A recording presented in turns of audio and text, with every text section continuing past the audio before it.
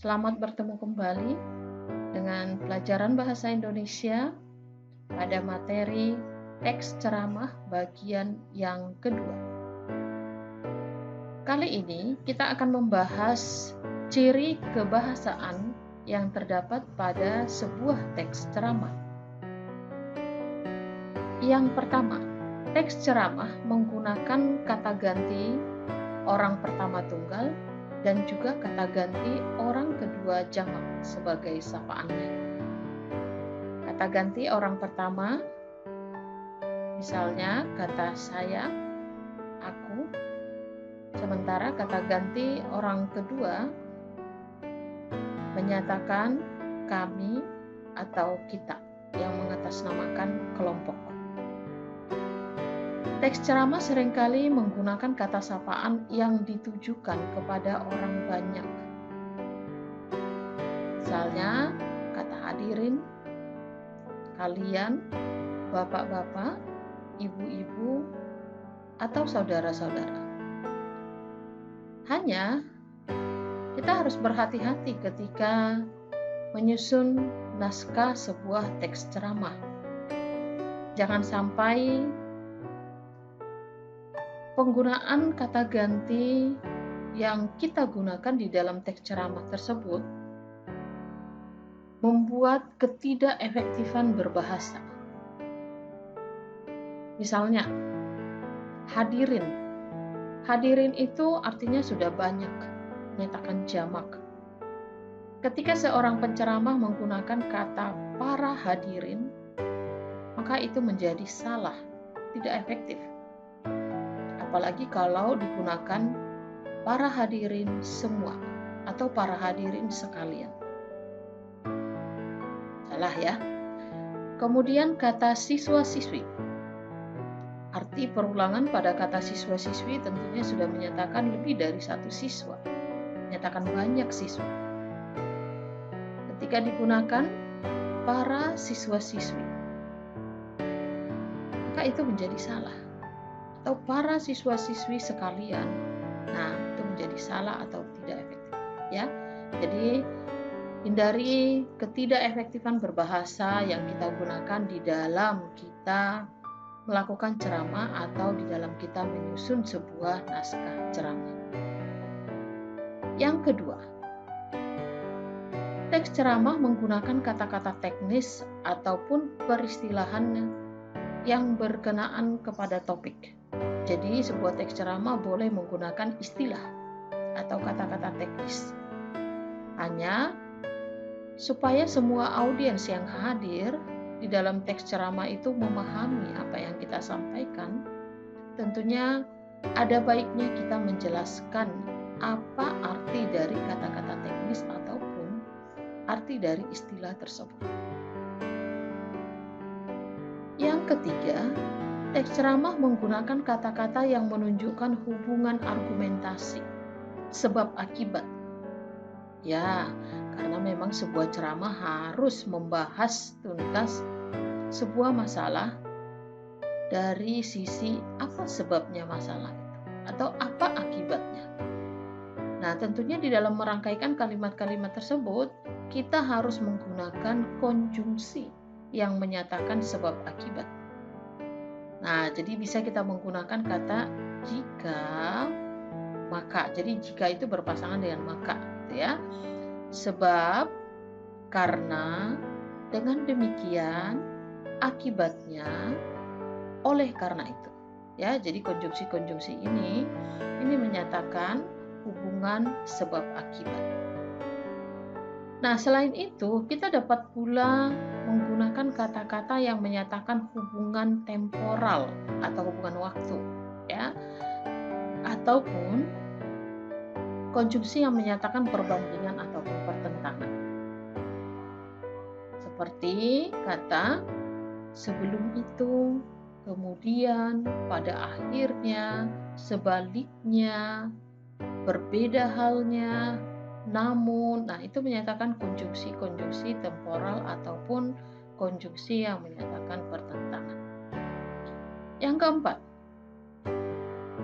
menggunakan kata kerja mental. Ya, kata kerja mental seperti kata memprihatinkan, mengagumkan, menduga. Ini menyangkut perasaan ya. Jadi kita juga harus memperhatikan bagaimana proses nasalisasi yang terjadi di dalam kata-kata dalam bahasa Indonesia. Karena kita masih sering menggunakan bahasa yang salah atau bahasa yang tidak baku. Karena sebuah kebiasaan sering digunakan di tengah masyarakat, jadi kita menggunakan itu padahal itu bentuk bahasa yang kurang tepat. Nah, misalnya di sini ada kata mengagumkan. Mengagumkan, kenapa sih kita mengucapkan kata mengagumkan? Kenapa bukan mengkagumkan? Tetapi kenapa ketika kita berhadapan dengan kata konsumsi, kita malah mengucapkan kata mengkonsumsi? Bukankah mengagumkan dengan mengkonsumsi itu berasal dari kata dasar yang huruf pertamanya itu sama-sama huruf K, konsumsi dan kagum. Nah, seharusnya karena dia berasal dari kata yang hurufnya K sama gitu, berarti proses nasalisasinya dalam bahasa Indonesia sama-sama bernasalisasi, melebur, berubah bunyi. Jadi bunyi K itu harusnya berubah menjadi eng. Maka kagum berubah menjadi mengagumkan, konsumsi juga maka seharusnya berubah menjadi mengonsumsi. Nah, jadi kembali ya diingatkan bahwa kata-kata dalam bahasa Indonesia yang berasal dari K, T, S, P itu harus berubah bunyi, beralomorf. Oke, kemudian yang kelima, menggunakan kata kerja persuasif. Ajakan sebuah ceramah atau pidato tentunya pada akhirnya mengajak atau menghimbau khalayak bagaimana supaya melakukan hal-hal apa yang sudah disampaikan oleh si penceramah tadi di awal gitu ya, di dalam ceramahnya. Nah, jadi persuasifnya kata-kata itu supaya dia halus, sopan begitu ya, maka kita menggunakan kata-kata persuasif seperti kata hendaknya, sebaiknya, perlu, diharapkan, semestinya, seharusnya, begitu ya. Nah, kata-kata yang menyatakan persuasif. Yang keenam, menggunakan kalimat deklaratif dan imperatif. Kalimat yang berisi pernyataan ya dan menjelaskan sedetail-detailnya apa sih yang mau disampaikan di dalam ceramah tersebut. Oke. Berikut kita akan mengenali ciri-ciri penceramah yang baik. Seorang penceramah yang baik itu bagaimana?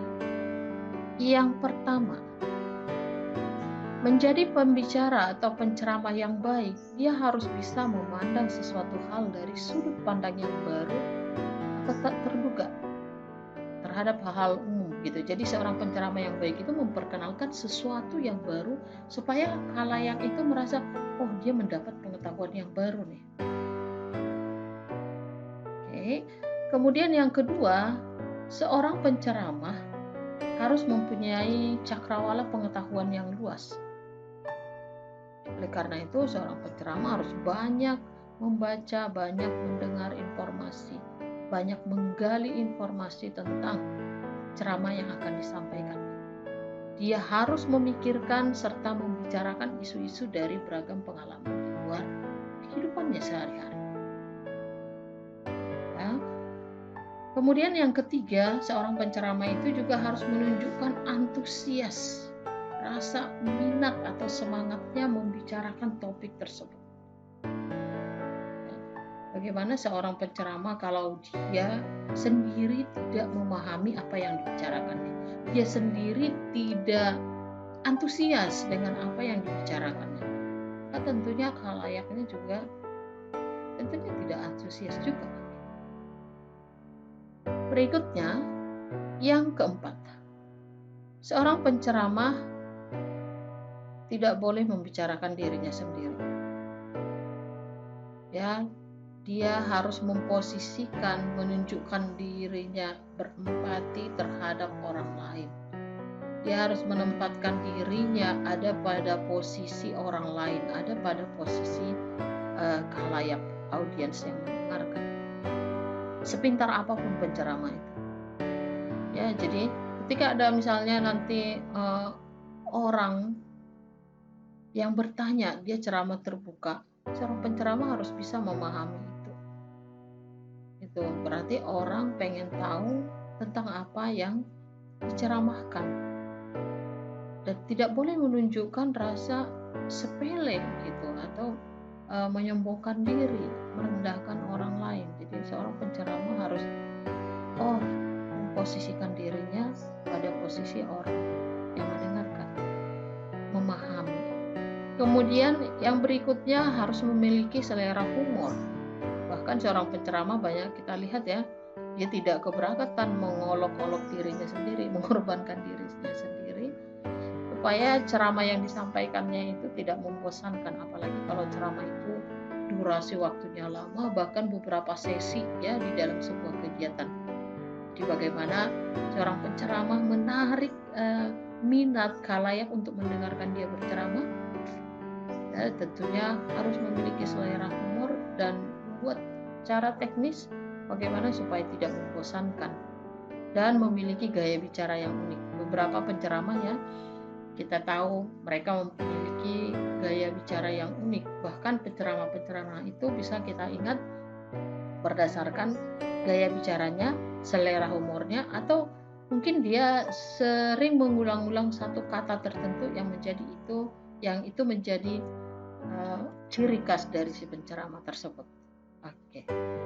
Baik, itu dia ciri penceramah yang baik. Nah, di sini ada sebenarnya contoh sebuah teks ceramah. Ada banyak teks ceramah yang bisa kita lihat di internet atau dimanapun, berbagai sumber. Perhatikan apakah ceramah itu sudah memenuhi struktur dari sebuah ceramah yang baik, dan juga ciri kebahasaannya, apakah dia sudah memiliki ciri-ciri kebahasaan yang tepat sesuai dengan ciri kebahasaan sebuah teks ceramah. Ya, nah oke. Nah, kemudian kita kalau mau menyusun sebuah teks ceramah, apa langkah-langkah yang harus kita lakukan? Yang pertama, tentunya tentukan dulu topiknya. Apa yang menjadi topik pembicaraan yang akan diceramahkan? Nah, ketika menentukan topik itu bisa disusun berdasarkan pengalaman pribadi, hobi atau keterampilan, pengalaman dalam pekerjaan, pengalaman dalam pelajaran sekolah atau kuliah, atau pendapat pribadi, atau topik-topik yang memang sedang dibicarakan di dalam masyarakat juga secara umum. Yang kedua, setelah menentukan topik, baru merumuskan tujuan ceramahnya. Nah, yang ketiga, menyusun kerangka ceramah. Jadi berdasarkan topik yang sudah ditentukan, susunlah kerangka ceramahnya, garis besar dari materi yang akan disampaikan.